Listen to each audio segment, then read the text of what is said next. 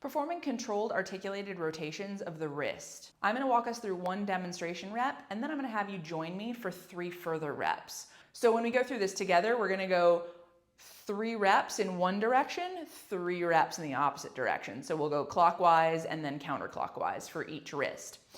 So what do controlled articulated rotations of the wrist look like? It is essentially drawing a circle with your wrist through all of its movements while keeping your arm and your entire body statue still. This is a lot harder than people give it credit for. We miss out on a lot of our movements in the wrist because of our repetitive daily tasks. We don't often challenge our extra ranges of motion with the wrist until we get ourselves injured. So this is your position. Stand with your elbow bent and tucked into your ribs, your palm facing up towards the ceiling. From this position, I like to actually put my other hand on my forearm so I can feel when it starts compensating. From this starting position, I'm going to have you extend your wrist, taking your fingertips towards the floor, rotate off towards the pinky side, so ulnar deviation. We're taking the pinky in towards our belly button. Then we're going to start to flex the wrist, bringing your fingertips towards the ceiling.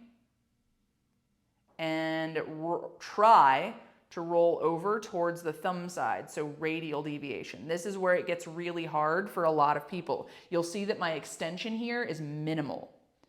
Roll away, roll over, and then begin to extend again, taking your fingertips towards the floor. So from here, we would keep going for another 2 reps, and then we would reverse directions. So I'm going to go ahead and have you guys join me. We're going to do 3 directions in that way, and then we're going to switch directions.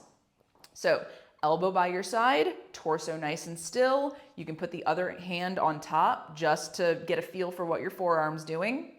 Take your fingertips towards the floor in extension.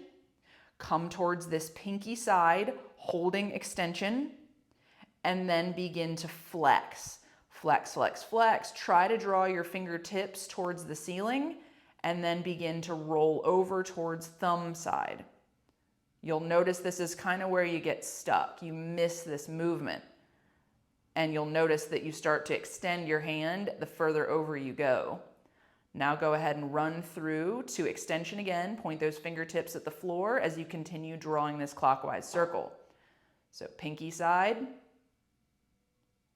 Come into flexion, fingertips pointed at the ceiling.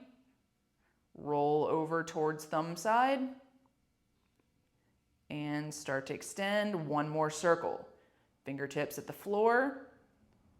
Come to the pinky side. It's challenging. Fingertips at the ceiling. Roll over towards thumb side. And fingertips to the floor again. You can shake it off, and then we're going to switch directions. So we went clockwise, now we're going to go counterclockwise, which I think is just as challenging. So I want you to extend first, come to thumb side, begin to flex, make sure your forearm's not moving around, fingertips towards the ceiling, go over towards pinky side through flexion rather than extension. Roll around into extension, fingertips pointed towards the floor. Begin to come towards the thumb side. Roll up into flexion, fingertips pointed at the ceiling. Roll around to pinky side. Begin to extend again, fingertips point at the floor. Roll towards the thumb side. Oh, my wrist just popped. Come into flexion. Fingertips point at the ceiling, roll to the pinky side. And go back into extension. And then you can shake it off. That was 3 in either direction. Either do the other arm, depending on what's in your programming, or move forward. That is controlled articulated rotations of the wrist.